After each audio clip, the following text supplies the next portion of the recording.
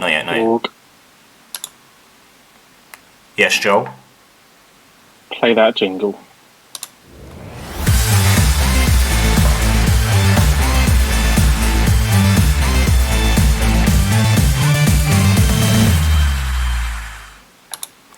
Hello and good evenings, ladies and gentlemen. Welcome back to the Football Booth podcast. This is episode 4. My name is Fennan. I am only joined by one of my two fellow co-hosts, as Gondor is unable to be with us here today. But we have the other main man himself. We have Mayhem. How you doing, sir? Unlike some people, I'm loyal. Unlike key players, I'm loyal. Bit of Frimmy in there. And then, as you can tell by the background laugh, I am very happy to announce that we have our very first special guest on the pod. He's a good old friend of mine. We go way back. He's joining us remotely, of course, because he's a little bit far away from Stockholm as well. We have Mr. Sam Foster. How you doing, sir? I'm good. Thank you for the warm welcome, man. No worries. Good. Let's get this. I was honestly going to do a round of applause, but then Stu kind of fucking threw me under the bus when I did with Joel on the first episode. No, you really did. I was like, why are you not clapping? And then he tried to come up with the excuse that he was bloody doing research on Djurgården. Nah, he should have done that before, mate. But look, honestly, hey, dude, so great to have you. Obviously, you've tuned in before. Indeed. And I get a gut feeling that you've been wanting to get on this sort of platform. Agreed. Yeah. No, I have. I like what I'm hearing, and I want to be a part of it. Like, I want to get involved. I want to be part of the motive. Yeah, I do. Well, there you go. Stu, you're sacked. Sam, you're promoted. He's gonna listen back to this and go, little bastard. I bet it took him 2 hours to set up. It's okay, Stu. We need a tech guy. You're always here. Yeah. At least we can still make them useful. But but before we get into how we usually do things here on the pod, where we get into our favoured football teams and have a little bit of a rant and then cover the big football headlines in the football world as today. Just a little bit of a background about you, Sam. So I also met you at college about 10, 11 years ago. However, but you and Joel go way back. Oh God, Joel, how long has it been now since we were like, I don't know, 6, 7 years old or something like this? Yeah, it's a long time. Well past 20 years. It is. It's a long time. And I must Too long, even. I agree. Too long. You've infected me with your Celtic ways. I mean, I've tried to steer you and coach you and guide you in the realm of football, but you just throw that out the window and support who you support anyway. So, which we will reveal very shortly. Mm-hmm. But I was going to say, I think you've known each other since reception, the pair of you. Oh God, I think it's a little bit after reception, but it's not far from it. Is it not far off? Yeah, so I think it was about, I'm going to say like year 2, when this small skinny fella with a bowl cut just walked through the doors for the first time. He's still like that, by the way. Yeah, still got the bowl cut. Still let me mum do it. Free haircuts, you know. No, last time I saw you, Sam, you look like Samurai Jack. I mean, I've still got the long hair. I've still got the beard. I'm a little bit fatter than I used to be, but yeah. I think we all are, mate. That's the main symptom of lockdown, isn't it? Don't worry about losing your smell and taste. Yeah, no, COVID definitely made me a bigger man. We're all big boys. Indeed. Yeah, but no. So I was also going to mention, Sam. You also live stream yourself, so you're pretty familiar to the lingo, so to speak. Yeah. I do a bit of gaming streams, like Halo, FIFA, Elden Ring, all of the games that current and active. I try to stay on top of it, but it's the PC needs a little bit of an upgrade. I won't lie. So once that's done, I'll be back on, active again. Yes. Hopefully active here as well. We'll see how many times I can be special guest. I mean, who knows, mate? If Stu's alright with it, I'm happy to have a fourth co-host. A third one, even. We'll get talking. We'll get contract talks going. Yeah. Get you on a bossman. I'll play anywhere, Gaffer. You'll play anywhere, Gaffer. Oh, God. You know what? It's funny that you mentioned FIFA. Me and Sam, back in the day, had probably, hands down, the most the most fierce rivalry ever. It was. Yeah, I'd say Sparks flew. Sparks definitely flew. Like I'm sure we've matured since then. Fancy a game, mate? Yeah, sure. Why not? Let's have a game. Yeah. I mean, I feel like what was on the battlefield was us two, but when we joined together and we actually, I think we did a co-op season where we almost went. I think we had like one game where we lost or two games. If I remember correctly, we had a very good period where we played co-op together on FIFA, and we went through almost everybody without defeat. We did. No, we really did. We joined forces and combined our short tempers and managed to, like I said, join forces and basically Enemies take over the became world. Friends become lovers. You know how it goes. Oh, I do miss you. I miss you too, bro. I do. No, it's great to have you, mate. No, we'll definitely get something sorted to have you on the pod more regularly. Hopefully, I hope so. We'll have a talk with Boss Man and we'll see how it goes. Yeah, see what he has to say. Not a lot tonight as he's not fucking here. Anywho, so as we always start the pod after the intro bit, we go over our supported teams. And I guess it's always good to remind all you listeners and viewers as to who we support. So I'm a Cardiff City fan. Mayhem, who do you support? The famous Glasgow Celtic. Glasgow's green and white. And Mr. Sam Foster, who do you support? Soon to be the only team that has never been relegated from the Premier League, the mighty Arsenal. There it is. There he is. He's biting already. He's been barking for the last 2 weeks in the Discord chat between us and the other boys. So I'm looking forward to covering those topics as they come. But at the moment, Celtic are actually playing in the Scottish Cup. Is it the Scottish Cup, Joel?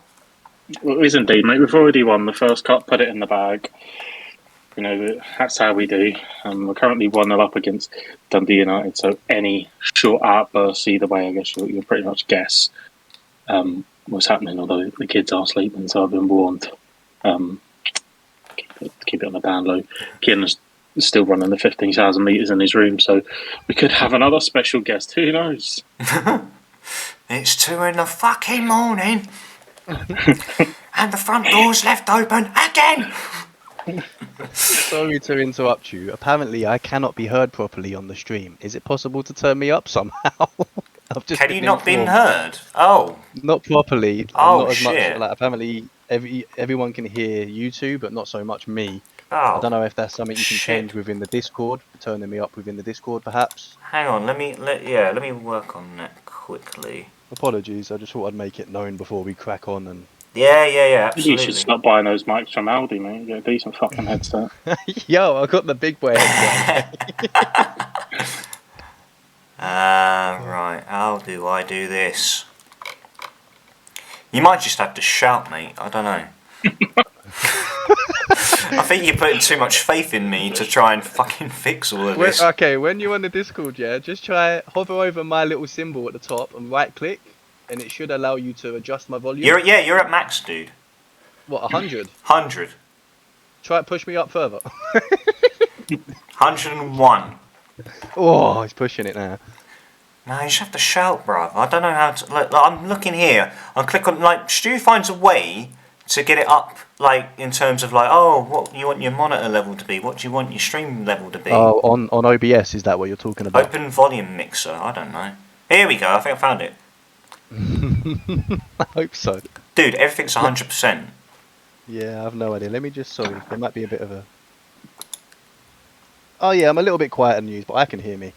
You can hear you, yeah? I can hear myself, yes. Right, okay. Apologies for the interruptions there, guys. Right, so Celtic currently playing at the moment, as you said, Joel, currently 1-0 to the good. Courtesy of Callum McGregor. Haven't seen the goal. Any good? That was alright. A wee bit of a deflection on it. Forrest with another assist, so it looked like he was maybe picking up a bit of form. But he's now limping about a bit, and if he's injured again, I'm about as done with him as I am with Mikey Johnson, to be honest. Which seems a bit harsh. He's a decorated footballer for us, but he's been in and out of the team this year. He's 30 odd. I mean, I think fuck me. The butchers in this league. Jesus Christ. You could tell he's watching the game right now. Jumpy and has yellow carded in there for an absolute monstrosity of a tackle on Juranovic, but everyone gets a free one against Celtic. But no, yeah, it's been a wee bit lacklustre. Tannadice a tough place to go. We've been okay without being anywhere near our fluent best, but these cup games are just about getting through, getting to Hampden, and trying to get yourself, in a position to win the competition. So get in! Ooh, you beauty! 2-0. That's Yakimakis. Yakimakis makes it 2 to Celtic. There we go. You don't get this anywhere else. Yep. It's a shame everyone's going to be a day behind. So I think that's made it a little bit more comfortable. Hopefully, if Forrest is limping, we can get him off now, get him rested a bit. But Maeda whips a good ball in. Keeper must be backing us to win the competition, I think, because he just basically lets it hit his chest and Yakimakis taps it in from 3 yards. So, good stuff. Oh, how generous. But looking at the table, no changes. You haven't played in the league. Still 3 points clear. Looking good so far. Yeah, I know you've got the Old Firm coming up very soon. What sort of state of mind are you in going into such a big fixture at this time of the season? Must be a time machine, mate. I've not seen an Old Firm for a long while. They died on the 14th of February a decade ago. But no, the BTEC one. Sorry, the BTEC one. We've got a Glasgow derby coming up. We're 3 clear with an 11 better goal difference. So winning at Ibrox is going to be tough. They're good at home. I think, come what may on that day, the league isn't over, and we still have to play them back at Paradise. But obviously want to win the game. I think we can win it. I don't think, even with their European exploits, I still don't think they're a particularly great team. They're good on their day, but I think we see at Paradise, if we get it right, then we're too much for them. So want to go to Ibrox, want to win the game. Would I take a draw? Yes. If we leave there with any kind of advantage, then I think we're in a really, really good position to go and take the league. So big games now. We've got to get this cup game out of the way, and we've still got St Johnstone and them before the split. I think we may have another game as well before the split. So the old cliche now: every game's a cup final. Just got to get our head right. They're playing European football and playing league football, which is obviously a wee bit of an advantage for us because we're getting the break when they're having to play midweek. So we've just now got to kick on and make sure that we capitalise on the advantages that we have. Go to Ibrox, do the business, and if we win there, then it really could be cards, because they'll have some tough games when the split comes along, and they've only played Hearts away once, they've only played Motherwell away once, they've only played Hibs away once, and they played us away once, so they still have to come to us again. So they're going to have some real tough games after the split. So we've just got to push home our advantage and bring our title back. Yeah. No, like you said, it's they're all cup finals now. Every game's a cup final, and you would like to think that a lot of the players and Angie himself will back themselves with a winning mentality, and I think tonight as well will be a big boost as well going into those big games. Would you say? Yeah, I mean, I don't know. Maybe it's Tannadice is a tough place to go. We've seen Rangers go there and struggle twice this season. They've lost there on the first one and drew on the second one. So the reigning champions of Scotland have only taken a point. So they're no mugs. But we've had an 8-day rest, and maybe we was just expecting a little bit more. On the front foot, the way we can blow teams away.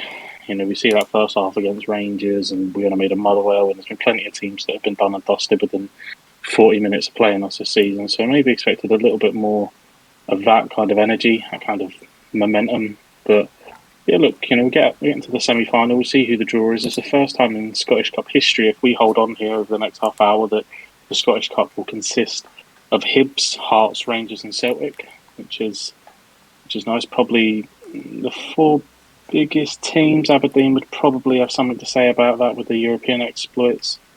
But I think you can argue they're the four biggest teams in Scotland. Maybe Aberdeen. Maybe that's being a wee bit harsh on Aberdeen, but but certainly, four of the five biggest clubs in Scotland, and it's nice to see the two Edinburgh clubs, back to where they belong. Hearts are that rocky season where they went down, and Hibs have sort of languished around a bit. Sean Maloney's in there, and he started okay and hasn't really set the world alight. So I have to see. I think Scottish football is in a good place. As much as I don't want them to win, Rangers are in a real strong position, I think, to make the quarterfinals with the Europa League. Maybe that's the one disappointment for Celtic, that they didn't really set Europe alight. We were sort of scudded out of that pretty easily. These are all things that we can work on with Ange. With certain things, we've got certain monkeys off our back this year. We've won in Livingston and bits and pieces. I think that's the next one. Not winning a knockout European tie since whatever it was, 2003, 2004. We need to put that shit to bed. And go on a little bit of a run. But it's still a building season. If you'd have told anybody that we'd be in this position, when Neil Lennon had finally fucking departed, I don't think anyone would have believed you. Not even the most optimistic Celtic fan. Even if you could take Ty from Arsenal Fan TV, draping in green and white, I think he would have struggled to see it. Card. But yeah, I think everyone, we've all head over heels with Ange. The football that he plays, the way he wants to play, the people he's brought in. It's been a breath of fresh air. We've that cliche, we've got our club back, but Celtic has such a connection with the fans. It has such a history, so passionate. The two sort of ultra groups. The boys and the Green Brigade. They bring such colour and liveliness to the stadium, the songs and everything else that comes with Celtic, and that wasn't there last season for multiple reasons. COVID, we weren't allowed in the stadium, but ultimately, there was such a disconnect between the board and the fans. The fans had really sort of lost it with Neil Lennon. We felt he'd lost the dressing room. He'd certainly lost the season where we were going for 10 in a row, and it took a long time for someone that claimed to be a Celtic man to walk away. Then we thought we were getting Eddie Howe. He looks like he's doing a decent job at Newcastle. I don't know if he'd have had the same effect up here, but we thought we were getting Eddie Howe. That all fell through. There was whispers about Roy Keane. I was getting absolute nightmares because Derek Desmond loves an Irishman, and I was starting to shit myself that we were going to have fucking Roy Keane. And then we plucked this fella from Japan, and I think a few people kind of went, anyone still got Roy Keane's number? Thankfully not. Yeah, and we've been pleasantly surprised in every way we could. He's come in, this inverted fullback system he plays, the high intensity, the boys he signed from Japan. We're in this title race at the moment, and we're clear. We've still got David Turnbull to come back. We've still got Leo Labada's not playing tonight. Yotta's not playing tonight. We've still got Kyogo to come back. So if we can get everyone fit and firing going into these last 7 or 8 games, we're going to be in a really, really strong position. Absolutely. No, without a doubt. But we'll move on. I'm gonna get your Gordon out of the way now. He'll actually give Stu something, he'll give him more to talk about next week. But just a quick summary over Djurgården. So they won on Saturday in the Svenska Cupen. They beat Kalmar away 2-0.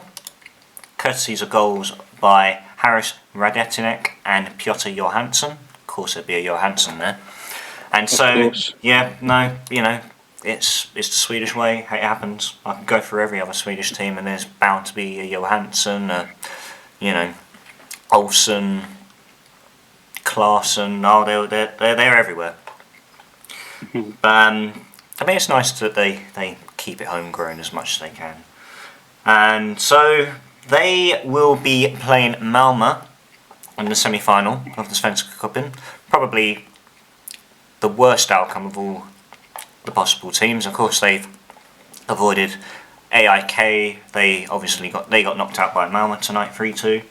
And then there was Hammarby, who won 3-2 against Norrköping yesterday.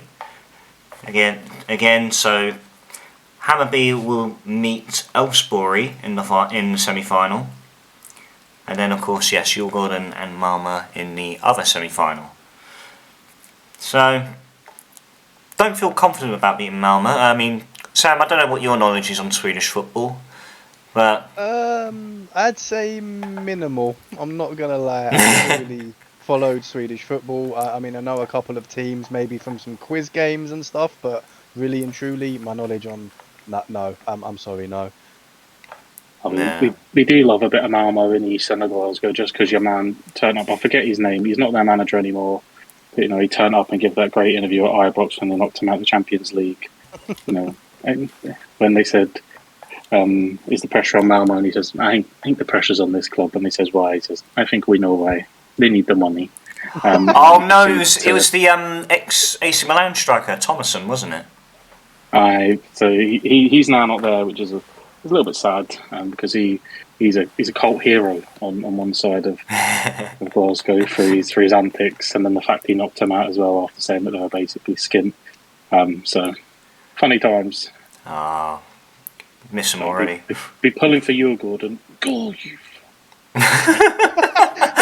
What minute are you in? Well, don't tell me anything, because I'm not watching it. I'm watching it on Premier Sports 1, hegoal.com. I'm not going to lie, I've got it up as well.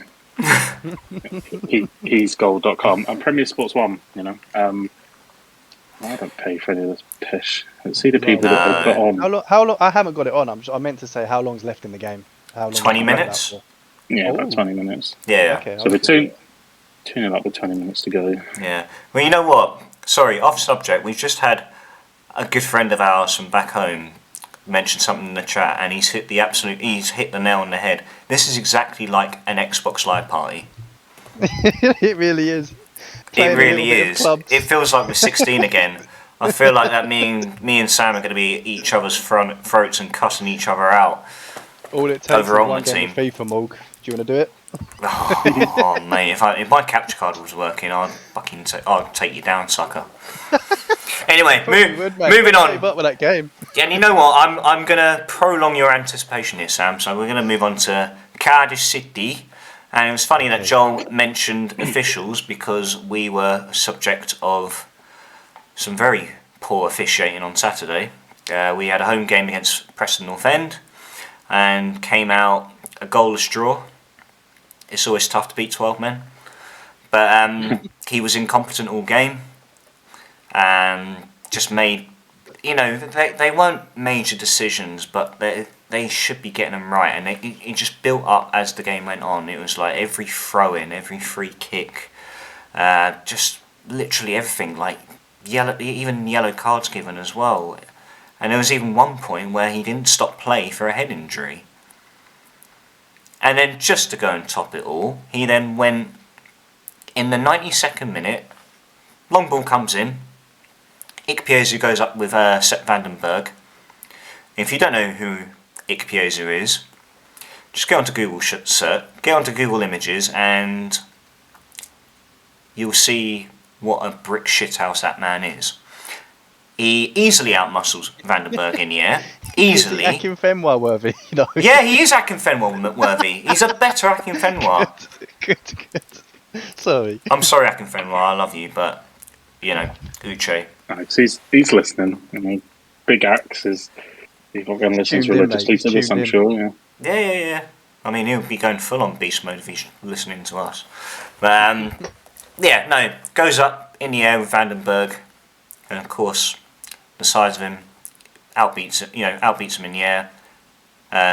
Knocks a header down for Jordan Hugo with a volley home. And then that whistle blows, and Ikpeazu is penalised for a free kick. I mean, the whistle blows while the ball's in the air, Morgan. It doesn't blow. I meant after. You know what I meant. After the ball had hit the back of the net. Yeah, it's a soft free kick. It's such a soft free kick. Yeah, I think. I watched the highlights. Watched a bit of the game. I think Cardiff's man of the match maybe was, Piazzi played very well, but ultimately, whoever you had in nets, was it Alex Smithies? He had a really good game. Preston had a couple of one-on-ones from what I saw, but they had like one big chance where someone danced through in the first half. And he made a good save, and then they sort of made another save, and then they missed from close range. But Piazzi, he looks like the player that Hearts thought they would get him. And he looks back to his best. I think he struggled a wee bit at Middlesbrough, but whatever way Steve Morrison wants to play, he seems to be fitting into the system pretty good. Maybe even to the point where I think the loan that you would be least prioritising would be Jordan Hugo, which you wouldn't have thought about. Once when he first turned up, he started really well, but I think Piazzi's sort of above him in the pecking order at the moment. And if you could pick someone, it probably wouldn't be Piazzi, probably Tommy Doyle or the boy at right back. I forget his name. Cody Drammer. Oh, he's on the boy from Leeds, isn't he? Yeah, that's him. But it's Tommy Doyle also showed that he was human on Saturday. Again, the guy's a workhorse. He works his arse off for 90 minutes or, for however long he's on the pitch. And his end product was just so poor. He was overhitting crosses. He was underhitting crosses. They were just so wayward.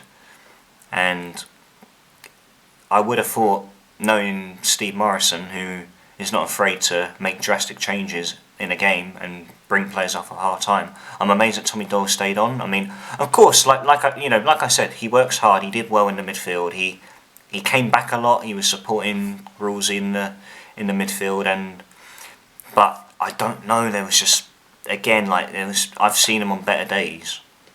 I've seen the guy is one of the best to. He's one of the best midfielders in the Championship. He's up there, and and I say it every week. The guy is good enough to be playing Premier League football. Cody Drammer as well, but again, I think now he's becoming a bit predictable in what he does because he does rely heavily on his right foot.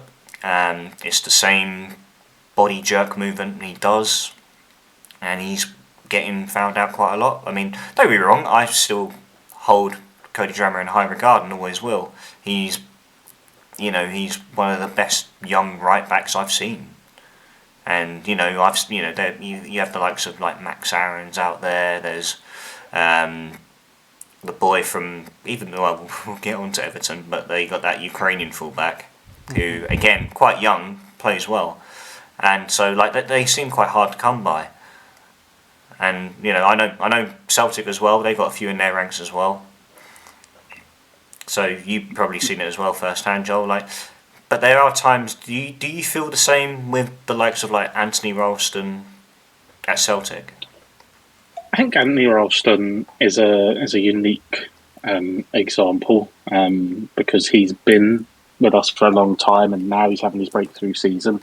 So maybe beforehand there would have been a bit of frustration, but I think he's been brilliant this season. I think if we look back, at right backs before him, maybe. I can understand that Jeremy Frimpong was very raw, very young when we had him before he went to Leverkusen. Extremely quick, get to the byline, but have no end product. For some reason, just couldn't seem to to find that ball. You know, we had Jeremy. I mean, what was it from Dortmund? Toljan or someone like that. Oh, Toljan, yeah, you had him on loan, didn't you? Turned up, was meant to be brilliant, dog shit.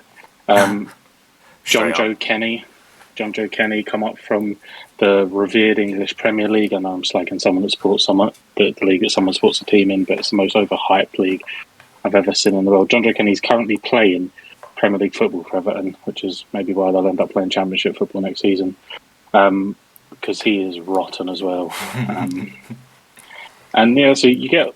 I think it's difficult when they're that young, especially with the expectations. I think, you know, Tommy Doyle probably come to Cardiff and thought, this will be all right, you know, play, you know, they're down the bottom, a couple of wins, I can sort of coast. And then he gets there and realises that, you know, the Welsh fans are just completely different, and they expect that 100%, they expect that passion, they expect that commitment all the time, and they're a tough lot to endear yourself to. You know, you need to be on it from the get-go, and that's a lot like Celtic as well. You know, you need to be you need to hit the ground running, and then you need to continue that. And plenty of times you see people that start off well, and then they start to fade a little bit, or, you know, they come up here and they don't really understand how big the club is. You know, maybe the likes of Toljan from Dortmund, or, you know, Charlie Musonda from Chelsea, and they get to the place and you realise very quickly that this isn't, you know, a league to coast in. And I think the best example of that is probably on loan at Rangers, Diallo, that United paid 40 million for. Oh no, yeah. And he's, you know, all of a sudden, you know, I think the absolute most creative thing he's done is made a few TikToks after the game, because he's done nothing else. He's got to make himself useful one way or another. And that's just, you know, maybe what outside of Scotland, what people think of the league, unless you know someone that supports the team and is invested in it, you maybe do. There are a lot of people down south think it's a bum league and all this, because, you know, we don't get 150 million for finishing in 10th. And then the English league, this has all become a bit pretentious. You've got Bournemouth fans thinking that they're a big club, and you get in a Twitter spat, and you've got like Bristol City fans thinking they're a big club because Benkovic chose to go to them than us, and you're just like, come on. But realistically, Bristol in England, scum, mate. In England, there's only two teams that are bigger than both of the Glasgow sides, and that's Arsenal and Liverpool. And I would struggle to see another team that's bigger than both of the Glasgow clubs, bar them two. I mean, there's a debate, there's an argument. I'm sure some people can make some good arguments for it, but for me, I think Celtic and Rangers are in the top 5 biggest clubs in Britain. And if we were playing in the Premier League, you know, the attraction of the history, the clubs, the atmosphere, I think it wouldn't be too long before we were pushing for the European places. Not with the teams we have now. This is where the argument always comes in. You know, you just couldn't do it. Well, that's fine, but we're working on a shoestring budget compared to what, you know, the likes of Fulham will get when they go up. So you give us that kind of money, give us the league, and we'd easily soar to the top. But I think if you ask any Celtic or Rangers fan, no one wants to leave Scotland. You know, and if we could sort out the officiating, you know, we're happy where we are. We don't. It's a very tourist league down there. You know, we talk about it the other week. You know, the signs and all. It's all getting a bit much, isn't it? Yeah, and that tweet was beautiful. You sent me earlier, by the way. Oh, it's brilliant. It was so accurate. To be fair, it's starting to creep in up here. There was a oh no. There was a wee bear, as they call themselves. God love them. They were away to Dundee, and his son had spent an hour making this sign, the worst sign I've ever seen. If it honestly took him an hour, then God love his son. And Bassi, he was asking for Bassi's shirt as well. Like, of all the players that you can be asking, not like Kemar Roof or Morelos or fucking Ryan Kent, Bassi's shirt. He probably could. I'd be surprised if Bassi can read. You probably got Ryan Jack on the bench. I don't even know who Bassi is, by the way. You got Ryan Jack on the bench saying, "Yeah, buddy, he wants your shirt." He's like, "No, not me." Not me. He's like, no, seriously. I don't even want my shirt. But yeah, dashes it in the tumble dry. Yeah, he put up on Twitter, and he got a bit of stick from his own fans, to be honest, as well. So it was a little bit funny. Not quite as funny as the Man United one the other week. That was that was just gold, wasn't it? That's gonna be hard to top, isn't it? But yeah, it's slowly creeping in all these kind of ridiculous antics. It's coming like you said, it's become such a tourist. It's like it's turning into a franchise a bit, doesn't it? Like, it's such a shame because it's such a big part of our culture, football. And it's I think Go on, sorry. Sorry to put you off there. I think without trying to, I want to stay on football this time. I don't want to go off, but obviously you've got the man that's under all the sanctions at the moment. He kind of turned up and spent a crazy load of money and inflated the first team salaries of Chelsea, and then followed by that Arsenal took Highbury, their historic home, a place that people feared to go, and brought this big massive stadium on the promise they were going to go and challenge Bayern Munich. Maybe they were challenging them in different ways, because they certainly haven't challenged them in football aspects. And then, Tottenham followed suit, didn't they? They left White Hart Lane, a ground that I absolutely loved. Been to, my brother and dad are big Tottenham fans, and I'd been there a few times when I was younger.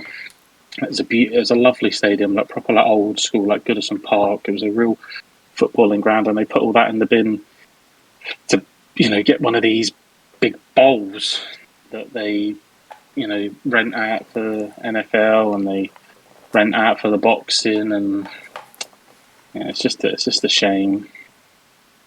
But even like West Ham as well, West Ham, Upton Park was a great stadium, brilliant stadium. It had so much culture, so much atmosphere, and they put it in the bin for a big bowl with a running track. Yeah. So, I feel like touching on that, I feel like it's the promise that comes with it, or the expectation that comes with it, that never really gets delivered upon.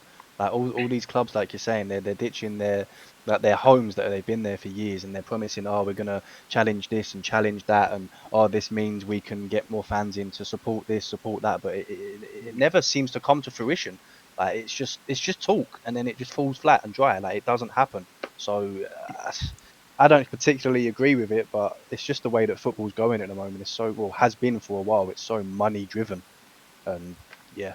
That's my 2 cents. And you're right there, Sam. Like, and it kind of makes it very difficult to still stay in love with the game. Yeah, it's like you said, it's taken over everything, and everything with the Super League as well. When that almost became a reality, it all got a bit crazy at one point, didn't it? I mean, you're looking at Newcastle are going to be the latest to follow suit. Like, with all the money that they've got available to them now, it won't be long before the stadium's done.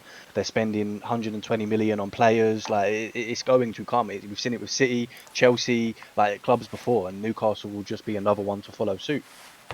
I think with the thing that may save Newcastle is, they've already got a stadium that holds 52,000, and Newcastle is like a fishbowl. Newcastle in a way is like Glasgow. I think if they applied for planning permission to take St James's Park up to 60,000, 70,000, as long as you had a successful Newcastle team, I think they'd fill it, and I don't think the council would stand in their way too much.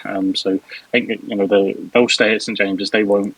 I hope they won't rehome, because St James's Park is probably.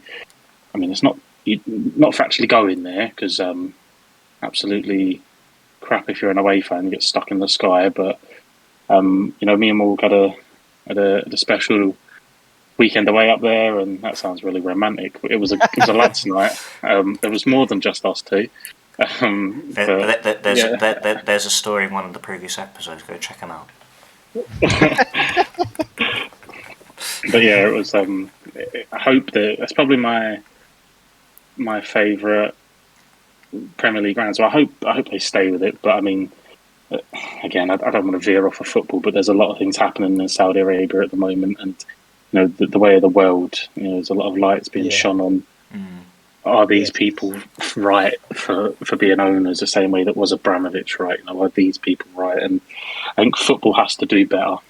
Football you've only got to look at Derby and other people, that haven't been looked after. The whole Bury situation, and there's multiple examples. And I think the EFL and the Premier League need to do better. Yes, the Premier League tried to get in the way of Super League. Well, the club tried to get in the way of the Newcastle owners coming in, but at the same time, they were plotting their escape to the Super League, so they don't really have a leg to stand on. But yeah, hopefully, moving forward, there'll be some things looked at. I mean, I get the same impression from when Cardiff moved from Ninian Park to the Cardiff City Stadium. Morgue. I mean, that was a wee bit different. I mean, Ninian Park. I've been to Ninian Park. I know. You may hold fond memories. I know. But it was a shithole. Of course, it was a shit pit. Of course, it is. But it was your shithole. But hey, Sol Clark's Pies there. That does not make it a shithole. It just makes it a hole. I think with Cardiff, you needed to modernise a wee bit, especially with down the road, with them lot. The Liberty is a caravan. But I mean, aesthetically, it was far better to look at than the shed at Ninian Park. So you had to sort of modernise. Stay out of my shed. But no. But I mean, you're talking about filling out grounds and atmosphere and mentality, Joel. Like we have a South Wales derby in a week and a half, and obviously based on what happened this weekend with officiating. I mean, it happens all the time, but it's just a bit of a worry. And the other thing I want to mention as well is that there's still tickets available for the South Wales derby. Why are we not selling out? Yeah, that's one of your biggest games. It's frightening. It is so frightening. Sold out. Yeah, that should have been sold out in minutes. And it kind of really hits home that we have so many plastic fans within the fan community. And I've said it before, and I'll happily say it now.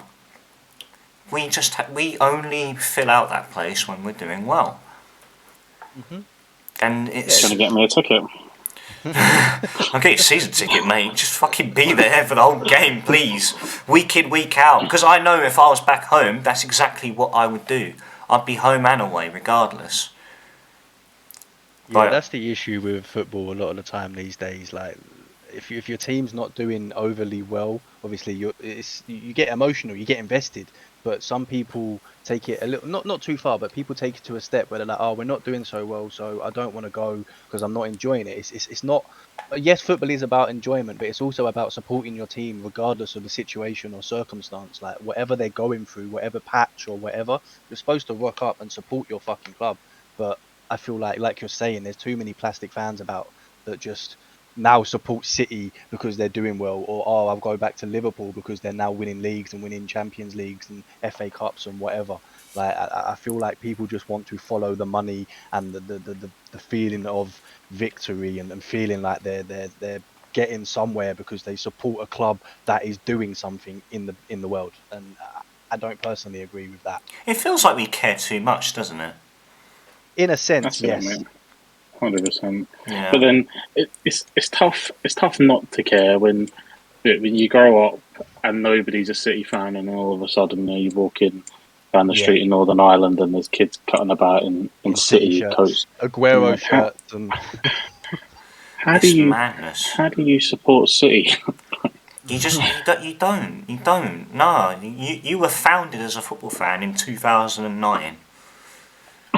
I mean, it was similar with Chelsea. Chelsea literally, like, they have no history apart from the early 2000s or whenever it was. Then fans were popping up everywhere because they had the money, they were winning, like things were going their way, and the fans thought, oh my god, there's a club that's winning. Let me follow. And it was the same thing with the shirts. Like, how many Chelsea fans had Hernan Crespo shirts at that time? Crespo bed sheets, Crespo tattoos. Yeah, and then Drogba, everything like. Drogba, Robin. Yeah. Matthias Kejman. But look, okay, look. I feel like I've stalled you for long enough, Sam. You've been waiting for this moment. I can feel. It's fine, bro. We're gonna move on to your club now. I mean, there was something that you touched on about the officiating, and officiating within the English leagues in general is something I can rant about all night because it is dreadful and probably some of the worst it's ever been. It is god awful, but we will move on to me talking about my beloved. I don't know how far back you want me to go, Sam. You know what? I imagine they probably want to settle around 2003. They all do, don't they? Yeah. I mean, We're going back to when we could have rivaled AFTV in terms of rants, right? I'm not going to go back that far back. I think we should really just go from when Arteta took over, because it was a big gamble at the time. It was a big gamble at the time. Very big, and especially because he'd never actually managed a club ever. Like, he was Pep's second guy, and he learnt from Pep.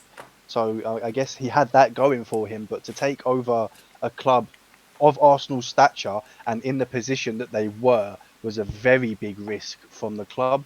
And yes, okay, now I feel like it's paying off, but it has taken its time. What is this, his third season now? I believe this is his third season, and okay, we're pushing for top 4. We seem to have the edge. We've got the games in hand. We're doing well. The players seem to be, moulding well. Everything is going pretty good at the moment. As an Arsenal fan, I can say I'm pretty happy, considering he's come in. He's got rid of a few big names, obviously Ozil with the contracts, Aubameyang, so. He's brought through some youth in, like he's allowed Emil Smith-Rowe and Saka and these young players to develop and become what I now see as Arsenal. Like, it's the happiest I've been in a long time. We actually have somewhat of a stable defence, and I haven't been able to say that since the years of I'm talking back to Sol Campbell, Tony Adams, like that Loren, them sort of players at the back. We haven't been able to say that for so many years now. Oh, Pascal Soygan. Man. Did you know his daughter used to go to my primary school? Really? Yeah, man. No, he showed up. He showed up in his massive Land Rover one day, and I was sure he didn't pull up in a full kit. And and there was there was some fat kid in my class, and he was like, "There's Pascal Soygan in the car park." Yeah, I mean, I've lived through the Invincibles. I'm used to winning things. I'm used to seeing Arsenal as a club that is winning and is on the big on the big screen, in the Champions League, and seeing Pires, Henry, Bergkamp, Lundberg, all these players, Vieira, that have come through, and now to go through the stage where Wenger was fielding a squad of Squillaci, Soygan, and what was his name, Hleb, and players like this. But he nailed the pronunciation as well. Yeah, bravo. even Arshavin is. Oh, fuck off! You done that on purpose, you dickhead. I know what you're trying to do there. You had to slip Arshavin in there. He had one. He had a good 6 months, and that's all he had. Yeah, just because. And that's all he needed to have for me, Morg. That's all. Yeah. He lost me a tenner. That was my EMA money for the week. Twat. But no, I feel like. Sorry, touching on what you were stating with our setup. Now you're here. Go on. Yeah. No, that was a good night for me. I called it and everything. I said, "Yep, we're playing. Arshavin's gonna score the goal." And I remember you ignored my call because you knew what was coming. You knew what was coming. The moment the goal went in, I was calling you, and you were like, "Nah, not yet. I'm not ready. I can't take that yet." And I think it was the 4th time I called. You picked up and you were like, "Oh, okay, give it to me." Because I spent the next hour headbutting my wall, and I thought, "Yep, now I'm ready." Right. And then the following night, when we had 5-a-side, it was just everything adding up to 23. Everything. Yeah, everything. And every time I'd score or someone would score, I'd be like, "Oh, Shabby!" It's like we won 18-5 on the night, and you're like, "Oh, they add up to 23." Oh no, it was 21-2, wasn't it? 21-2. That's the one. Yeah. What was their name? Does anyone remember their name? It was the really bad team. Oh fuck. Oh no, I'm lost on the name. Thameside Lions or something. Your first clue they were bad was that we beat them 21-2. Like, I mean, I was going to say, if we've beaten them that badly, of course we're not going to remember them. The universe was definitely on my side for that week. I will say that. It was definitely on my side. Yeah. Oh, but boy. but back to Arsenal in general. Yeah. Like, the first year and a half with Arteta didn't go so well. Be honest with me, Sam. Did you really trust the process at that point? Not really. I was very, very skeptical because of where he'd come from. Okay, yes, he was a previous player, captain, etc. He was under Pep, like I said, but I'd never actually seen him manage a club in any way, shape, or form. So, for instance, if he had done, let's say Gerrard now, for instance, obviously he went over to Scottish League, etc., did bits there. He's come over to Villa, and they were, 2 points off of relegation, and now they're sitting ninth, I believe it is, or something like this. Bang on. You're bang on. They're ninth If in the he's doing table. something like that, then I would have been like, okay, he's shown he has some form of credential and he has some form of idea of what he's doing. But like you said, for the first year and a half, we really didn't get to see that. All we got to see was him arguing with the big name players and stating that he's the boss now. So you have to do this, you have to do etc., which was nice. Yeah. Who was it? Was it Emery before him? Good Unai evening. Emery? Yeah. Good evening, yes. And that man, I don't know what happened. We got to a final or a semi-final, no, final, and yeah, that didn't go as planned. So as happened to Barca, you know the story. We won't go down that road because that one hurt. But I just like where we are now because I feel like the defense has shored up. We're scoring the goals. We've got the cohesion. We know we can almost say, okay, this is the team that's going to be put out week in, week out. We know what to expect now, and we know that we can actually take it to teams and get a result. Yeah. The only, we're fourth with 3 games in hand on the people below us, and we're in a good position. We are literally the holders of our own fate right now. Yes, I think our 3 games in hand are Liverpool on Wednesday, which is a massive game. And I'm going to be honest, I feel like that's a loss. Liverpool and City are just 2 teams that are currently above anybody else in that league at the moment. They are even in their own world. Yep, they are in their own little world up there with the Bayern and the whoever. I can't even say Barca anymore because I don't know what's happened to Barca. But they are in their own little top 5 in the world, I'd say. Yeah, it feels like they're untouchable at the moment. Yeah, no one can get near them at the moment, and that's fine. I'm happy taking a loss to Liverpool. It's just the games after that where I think our games in hand are Liverpool, Chelsea, and Spurs. I feel like to get and gain 4th, we need to pick up points against Spurs and Chelsea. Even if it's a point against Chelsea and a win against Spurs, or even a point against Spurs and a win against Chelsea. I wouldn't mind how it comes. I just know we need them points there because United are hot on our heels and we've still got to play United. We still have United to play. And as much as I fancy you against United. I know they beat Spurs on the weekend. I really fancy you against United. I watched Arsenal against Watford a few weeks back. And the football they were playing, like you mentioned, like the cohesion, the tempo, the mentality, it's night and day, mate. Seeing Odegaard, in his true element. You've got Aaron Ramsdale, who's now been named England's first choice goalkeeper. Has it been confirmed? Yeah, it has been confirmed. Yeah. Oh wow! Congratulations to him. He deserves it. Well done, Aaron Ramsdale. He's got to be above Pickford at least. Jesus Christ! But it seems to be an ongoing trend though with English goalkeepers. Like you've seen it in the past. You've seen him with David Seaman, David James, and Joe Hart, and Jordan Pickford. I can't imagine the pressure of being England's number 1.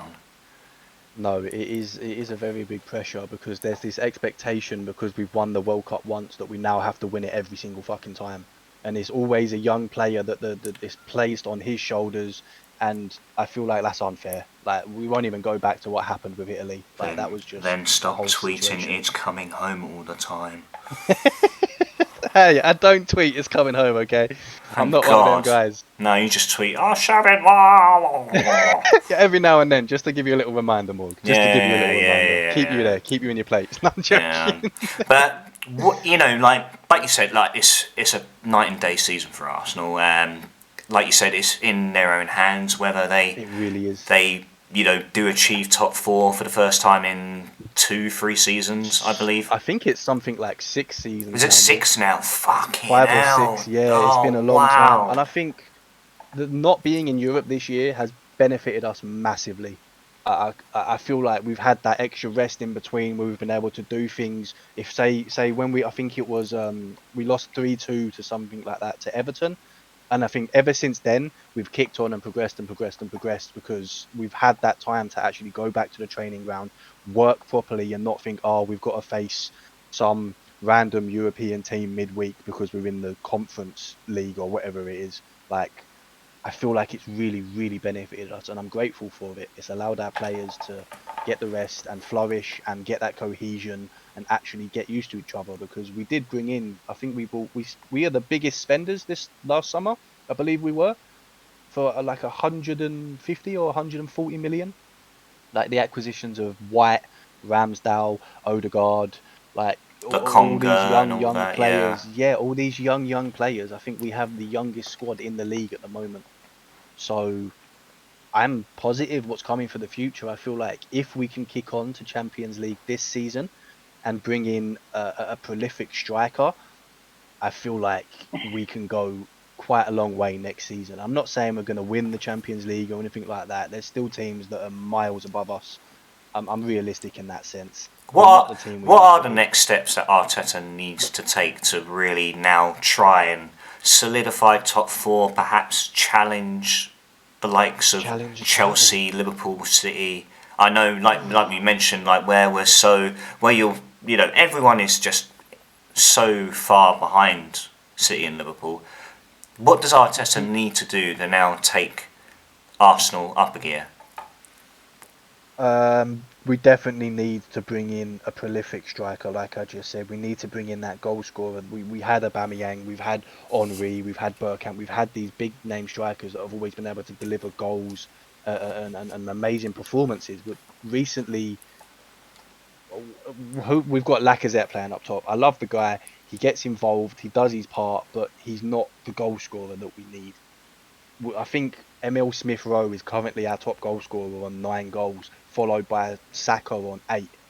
And that is a lot of pressure on young shoulders. We need somebody who's tried and proven to bring the goals, to make sure that it's not relying on these young shoulders. Because let's face it, like everybody has off days. Like Saka was fucking star boy at the World Cup. Everybody loved him, but he hasn't been able to. He performs, but not to that same level for a little while. I'm glad he's linking with Odegaard very nicely because they are performing and forming a very nice partnership. But I Yeah, still think the we need football that looks ever striker. so fluid though between those players. I am currently Odegaard is primo ill for me. He looks good. He every time he touches the ball, he does something that you just think, yeah, like wow. He interlinks the play. He puts the ball through. Like anything that he does at the moment, he makes it look good. He makes it look silky. And I just want to keep him at least a couple more years because I believe it's Joel that says that all the time. We have practically become a selling club because we can't compete with the Bayerns, the Liverpools, the Cities. Like we're just not on that level anymore. Yeah, there will be there definitely will be concrete interest in the summer, and I think I think if they were in the right mind, I think they'll realise that the process is really starting to really hit fruition. Yeah. Oh God, yes. I feel like 3 years in, he's like Arteta's stamped his style on the team, and with the like I said, the cohesion, the defense is actually a defense for once, and we actually have a goalkeeper that we can rely on. Leno was a little bit, uh, he had good spells, but he was never this consistent. Ramsdale has been consistent through the season, regardless. I Yeah, think he's got something like the second highest save percentage in the league, or behind Mendy or something like this. So we have a good young squad that can push and push and push. but we just need that striker to bring the goals because we are lacking in the goal department at the moment. Absolutely. Is there any names that you would like to throw in the hat that you would potentially like Arsenal to buy? I mean, I keep bringing up Isaac Yeah, from yeah, of Real course. Sociedad. Even someone with a little bit of experience, like I think it was Diego Costa was available. I even would have took Diego Costa because for his shithousery, he does bring goals, and I feel like he could teach the players to be a little bit more tough, for lack of better words. I feel like he could teach the players how to bring that other side of their game because often Arsenal are, said to be soft and don't like a challenge, and that's why we play our passing football, etc. I feel like there does need to be. I mean, I've seen it more this season. There's been a little bit more fight, a little bit more desire, and a little bit more, you know, like you can see they want it, whereas before that wasn't there. Yeah, no, absolutely. It's like I mentioned, it's completely night and day, and sky's the limit now for Arsenal. They've really got to push on with the players they've got around them. Like get that clinical striker in, and you could potentially have a complete puzzle there, where you are then in the same bracket as City and Liverpool, or just even like remotely close to it. Yeah, if we can be pushing, like, there's every chance we could try and push for third this season. Say, Yes, yeah, like still everything possible. goes well. Say we pick up some points against Liverpool, Chelsea, and Spurs and United. I think if we win our games in hand, like best case scenario, we're only 2 points behind Chelsea, Yeah, and we have Chelsea to play. So everything is open, but it's Arsenal at the end of the day. You know how it goes. You've seen us. We like to make it hard. Every yeah, game we yeah. do like to make it hard. Makes AFTV more enjoyable to watch as well. But I we're try to yeah, say. get Ty out, Mr. Positive, and all that. If you're familiar with AFTV, but we're going to move over to some of the other results from the Premier League this past weekend. We saw, we saw the great humble moment of Andrei Yarmolenko finding the back of the net for West Ham to beat Villa 2-1. That was a fantastic result for the Hammers. Yep. Was a massive goal for him for everything that he's been through. He even came out in his post interview that he was thinking about his family. Like, I can't even imagine being a professional footballer from Ukraine. from the Yeah. Ukraine to still be doing it's not easy being a footballer, and I feel like there's an added level of pressure upon them in terms of yeah, because like you see the boxers and stuff, like you've seen the brothers, they've gone actually out there to fight and etc etc. So I feel like there may be some people that are expecting them to do the same thing. I don't know how that goes, but they're trying to do it in their own way. They're trying to bring what's the word? They're trying to bring like make it more seen to the world. I can't remember what the word is, but you know what I mean. yeah. Oh, fuck's sake. Yep, the word's gone from my head. I understand where you're coming from. Like, no, like it is definitely added pressure. Yeah, Because and I feel he's got so many eyes on him. He must be, just even away from football as well. Like I mean, he's based in the capital of England.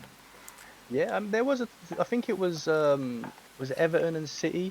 There was a touching moment. No, sorry, West Ham and Everton. There was a touching moment where Yarmolenko and who's the young Everton Ukrainian. Mikolenko, yeah. Yep. They had a like touching moment, and pre-game where they come over, had a little hug, had a conversation, like, and the world united with them, saying like, yeah, they're going through a struggle, and everybody understands, and they want it to end, but Yeah.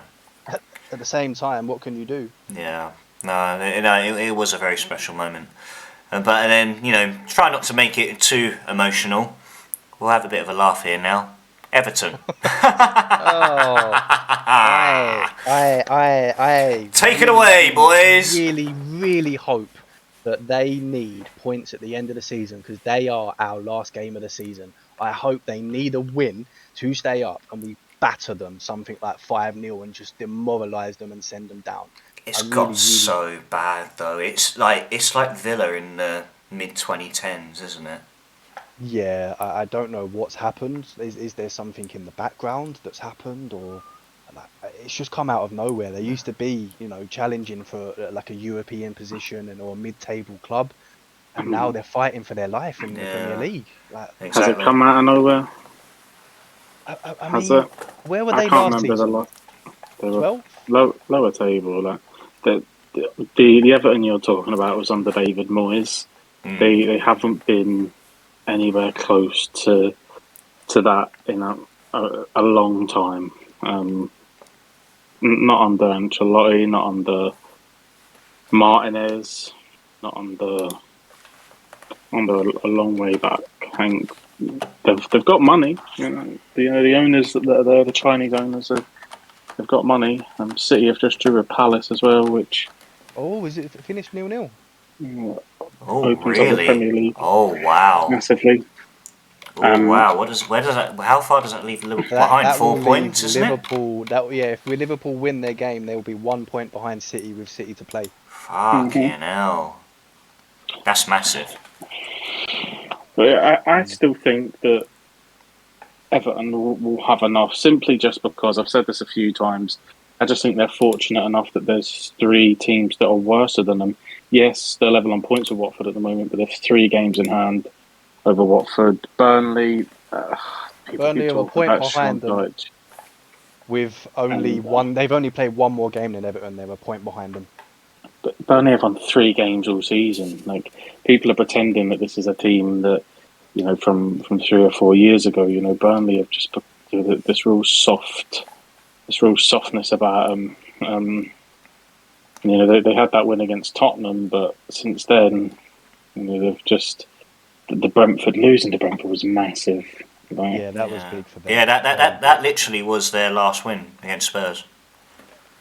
yeah, so I mean, Norwich are down. They're done, dusted. See you later. And I just think that Everton will have enough in the games in hand that they have over the likes of Watford to claw them to a. I think it's going to be one of the smallest ever points totals to survive. Because I mean, you look at Newcastle, they're 9 points clear of it all now, and they looked completely gone. So if Everton can, I know they've got some tough fixtures, but if they can get something, they should have probably got something against City. They probably should have got that penalty that wasn't given. So if they can replicate that kind of performance, that they've got it in them. I think they'll have Yeah, enough. yeah. Just like you said, they've got some tough fixtures still. I think they've got the toughest running left in the league. Like they've got. I mean, just looking quickly, Newcastle, West Ham, United, Liverpool, Chelsea, Leicester, Brentford, then us. So they've got a very hard run in. That Brentford game could be massive for them as well, Hmm. because I don't really see them picking up too many points elsewhere. I don't see him picking up against Chelsea, against Liverpool, maybe West Ham. Depends what West Ham turns up on the day. Apart from that, I don't really see him picking up points anywhere apart from Brentford. Yeah, Leicester, perhaps. Liverpool's the derby for them, so it's a game that's tough to predict. Hmm. They're not. I mean, Liverpool, like you said, they've gone up through the gears the last couple of years, but normally the derbies aren't massive either way. So normally the Merseyside derby is quite tight. Brentford would be a big game. Newcastle, they're in good form, come to an end there against Chelsea late on. So look, Everton have got to go. You never know. Once you're backed into a corner, that's when you can be the most dangerous. And I think they'll have enough. Yeah, well, I mean, time will tell. Time will definitely tell because it's not as like Burnley have some easy games left. I mean, yes, they play Norwich. Yes, they've still got to play Watford. But apart from that, they're all still pretty tough games like City, West Ham, Villa, Spurs, Newcastle. Like they can. I see them only picking up about 6 points themselves. So I think it will be a case of who's going to outshit each other. To be completely honest, I was going to actually ask you that, Sam. So, who are your three to go down? Everton, Watford, Norwich. Oh, you think Burnley will stay up? I do think Burnley. I don't know why. I've just got because they've done it before, and I feel like Everton's time in this league is fucking done. I'm sorry. It's a very personal thing. I do have a very personal. I was going to say, like, to everyone listening and watching, Sam's been very critical of Everton in our Discord chat. So he's been looking forward to just venting about Everton more than Arsenal, if anything. Yeah, definitely. I feel like their time is done. They just buy Arsenal's washed up players and move on with it. So. Oh, you're not wrong there, though, are you? Nope. I mean, God knows how the fuck you got 30 million for Iwobi. I know, right? Like, The guy's done nothing. Who was it? Ancelotti that bought him? I believe so. Oh, what an outrageous signing that was. 30 million for Iwobi. Steal of the century, mate. Outrageous. Off subject, we've got a question here from Annie in the chat. Thank you for tuning in, Annie. She says, what are your favourite drinks? Are we talking alcoholic or are we talking general, Annie? Let's go alcoholic, and then we'll go in general. Go on, you two. You two go ahead. You two are more drinkers than me. Go ahead. Ooh. Yeah, alcoholic. Heineken for me. That's my drink at the Heineken, moment. really? The bottle of Heineken. Pin those things. Oh, I mean, I drink. You know what? I've become so Swedish being out here at the moment. Like, my favourite drink at the moment is like a Citra pale IPA that I drink at the pub quite a lot. But no, in general, I'm usually straightforward. I like a Corona. Oh, okay. I mean, you know, this was prior to the pandemic. I liked Corona before then. I mean, I like it more now because it's cheaper. Because it's now got a bad name to itself. If I had to choose a drink, I would probably say cider. I used to like a cider, especially in the summer, like a Bulmers or something, like a nice apple cider or something. Yeah, no, it's probably a beer garden drink, isn't it? I mean, when I do drink beer, like I'm not opposed to Heineken, a Corona.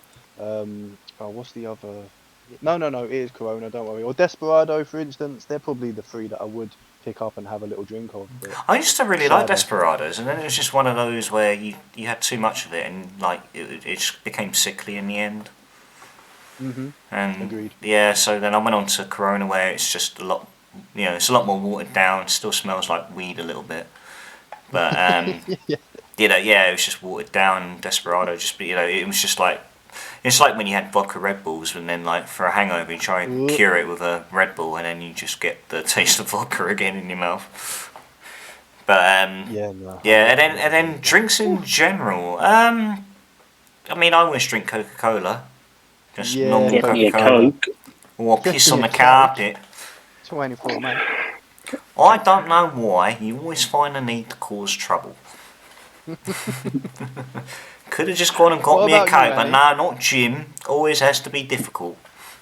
What about Annie? I mean, I want to know what Annie's favourite drink is now. Well, we'll wait for her to reply. In the meantime, I'm looking at the time as well. I think we should look to slowly wrap things up.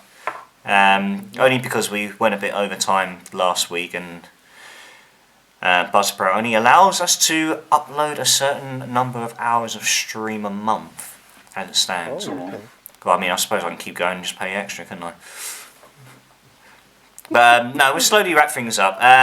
So Sam, we've been adding like a feature, so to speak, to the podcast. We call it the Fenham Chronicles. And what the Fenham Chronicles is based off of is just basically how much of a lightweight I am when it comes to drinking. Do you have any infamous stories about yours truly? Oh, Morgan. I think it's a very close competition between you and Liam. I mean, even I can take a couple drinks, but I've seen you in some very, very peculiar states. Which one stands out for you? I've come to pick people up, and I've seen you draped over walls or draped over bins, and I'd have to say you probably nick it. I won't lie. Oh, I'm glad I've retained my crown, you know. Sorry. I think it's because you actively try to drink more, though. You try to kick on. Liam will have a couple of drinks and be like, okay, I'm Nah, 4 drinks, 2 shots, and I'm out. done. Yeah, that was it. 4 drinks, 2 shots. But you can't use that story. Morgan, We said that last week. We said it last week. You can't use the 4 drinks, 2 shots game. I'm trying to Quick note before you. Well, whilst you're thinking about a story about me being a pisshead, Annie's favourite drink is probably, so it's not certain, probably gin and tonic. Oh, and gin and tonic. I Wow. thought she was going to go with probably Carlsberg. Carlsberg. I thought she'd come out with like a wine or something. A Chardonnay or something. I have another story locked and loaded. Right, I think Joel's Yeah, gonna. I think Joel's gonna beat you to the post there. Yeah, Sam. go ahead, please. Joel, Please, fire go away, ahead. mate.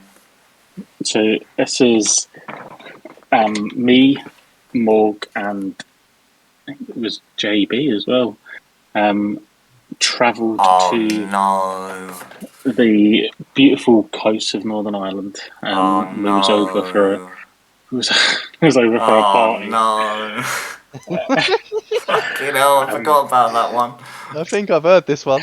At the time, I was coming over to see my now fiance, and to be fair to the boys, I had kind of ditched them. I apologise. It's about 6 years too late, but sorry. And then there was a party, and we all met back up at the party. Famously, Morgan JB walked in and said, "So, who's your girlfriend?" I said, "Oh, the one on the table." And that was their first introduction. So it was the 21st. No, I met her before. No, I went JB to. I went, oh, JB had. Oh, right, it was JB that asked. All right. Yeah. So we was having a drink, and as all 21st to get a little bit out of hand, and then it went from the restaurant back to an after party, and we was all there, and then I went home. I had too much to drink and went home, and the story started to reverberate around Antrim of how Morgan, at the time, he was sort of rocking a quiff, wasn't you? Or like it was, yeah, it was. One of Vonya's Chicken friends Little. had found him in the toilet, with his head down the toilet, and his hair actually dangling in the toilet, and he kind of just lifted his head up. It was still dripping away, and I think you've had a little bit too much to drink there. But that was more basically swimming in a stranger's toilet. You know what? The person's house we went to, I completely blame her dad force feeding me whiskey. Mm-hmm. I mean, if you'd have known the limitations, he probably wouldn't have given you anything alcoholic. No, it would have been a lovely night, wouldn't it? Yeah, that was you going swimming in someone else's toilet. And on another side note, just as we head towards the end, we've just drawn the Huns in the cup. Ooh, a semi-final. Well, it's not an old firm; it's a new firm now, isn't it? New firm, just a Glasgow derby. Just a Glasgow derby, yeah. Tribute act. When is it set to be played? 16th and 17th of April. Ooh, Is it over 2 legs? So we're probably no, they don't miss about in Scotland. The other semi-final was Hearts Hibs, so Oh, okay. Oh wow! Edinburgh derby and a Glasgow derby. You fancy bringing home the cup? Yeah, they're pish. Pretty straightforward answer, and I absolutely agree with it. Wow, we got a few derbies lined up then in the coming weeks. Mate, on the weekend that you play the Jacks, we play them as well. Oh fucking hell! That Monday's going to be brutal. I mean, it could be the North London derby as well. They haven't said when the time is yet. We've only had the Liverpool game redone. It could potentially be. Could be a good weekend for football. No, you play Palace. Oh. On the Monday, I think. Boring. Yeah, you play on the Monday night. Tottenham play Newcastle. Okay. Oh wow. Wow. I mean, we've got. Sorry, go ahead. No, I was going to say that we've had another question in the Twitch chat. This is from Kebab7011. Thank you for tuning in, Kebab. Hello to you, sir. He says, what is your best joke, guys? Oh, God. I'm a sucker for dad jokes. Really, really bad dad jokes. I have really dark jokes. I think we have to be stream safe. Alright, oh god, I'm trying to think which one to choose. Alright, you know what? I'm gonna choose the joke that there was one night me and Joel were just telling terrible jokes to each other because his mum was listening. And there was one that I pulled out and Joel was just in stitches and his mum was very disappointed with me. It's usually the way. Yeah. Alright, shall I go first? I mean, yeah, go ahead. Alright. What has 2 legs and bleeds? Oh, no. Yeah. I think Joel's remembered it.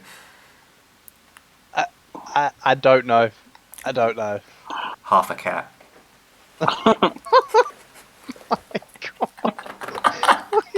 Half a pig. Yeah, half a pig. Yeah, that still works. Yeah, so sorry to all cat lovers in the chat and those listening. I have a cat here myself. Don't worry, I've not cut my cat in half. Don't worry. Yeah. I like really, really corny bad jokes. I'm not something like. Have you heard about the new restaurant called Karma? No, go on. There's no menu. You get what you deserve. Oh wow! I just went dark, didn't it?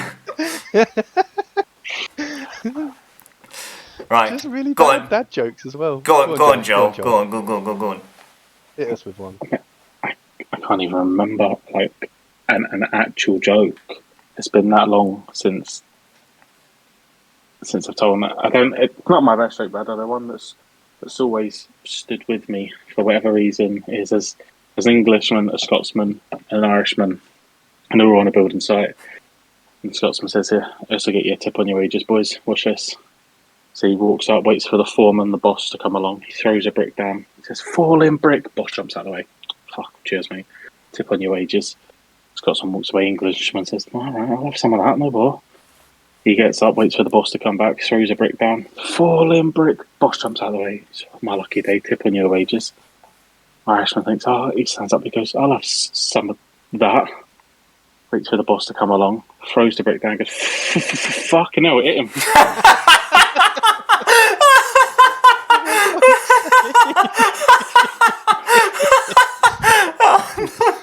Oh my god. I remember that one. That's been years. You know how much abuse I'm getting in the chat now for my joke. I'm so sorry, everyone. That wasn't even dark. We can go very dark. No, massive disclaimer. No, I love all animals. We do not deserve animals in this world. They are the greatest thing to ever grace existence, if I can talk. Gosh. You are backtracking quickly there, Monk. Yeah, mate. Call the RSPCA. Oh, quick. shut up. Oh, no. You're talking to me like I'm Kurt Zuma. Behave yourselves. Morgando Zuma. Morgando Zuma. Oh, man. I tell you what, no, boys, look, I wanted to say massive thank you for tonight. Joel, always a pleasure. Good to have you by my side, unlike someone. You're loyal. Shots. No, I'm joking. Sam, mate, I've loved having you on. Thank you so much for joining. We'll definitely... No, thank you. Further discussions will be held in terms of making your contract permanent. Yep. But you've made a positive impact on loan. And on loan. You know what? The best time we should get you back is during the transfer window. Yeah. Oh god. Oh yes. god, that'd be your bread and butter. No, I'd like to get you back before then. Yes, please do. But yeah, no, honestly, I'll talk to the boss. I'll put a good word in, and we'll go from there. But even if we pinpoint the North London derby or something that weekend. Yeah. Oh, mate, that'd be even better. That's great. There you go. See, this is why I have Joel alongside me, because he comes up with all the ideas, and I'm just sat here thick as pig shit who don't know how to adjust the volume. Are we finishing on a question, Morgan? We are going to finish on a question. So, those that are new to the podcast, I always like to finish on a football-related question, and this week, and I had to think of it off the top of my head about an hour ago. Boys, what is the most hostile football ground you've ever been to? Ooh. Yeah, ever been to, which changes things a wee bit.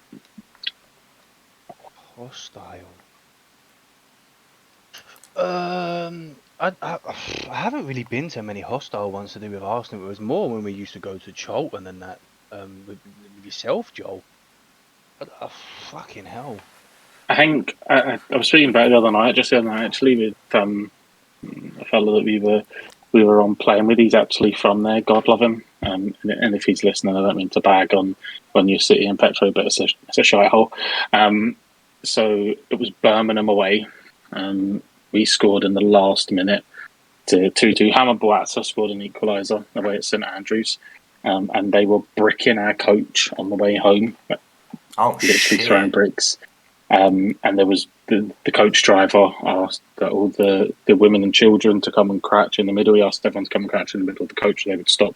They wouldn't know it was a Charlton coach, and they would stop throwing things in case anything went through the window. And of course, because of the gentlemen that we all were, we just stood at the back of the coach and give the Birmingham fans the fingers so that they understood that we were on the Charlton coach, and they continued to throw things. So that was it.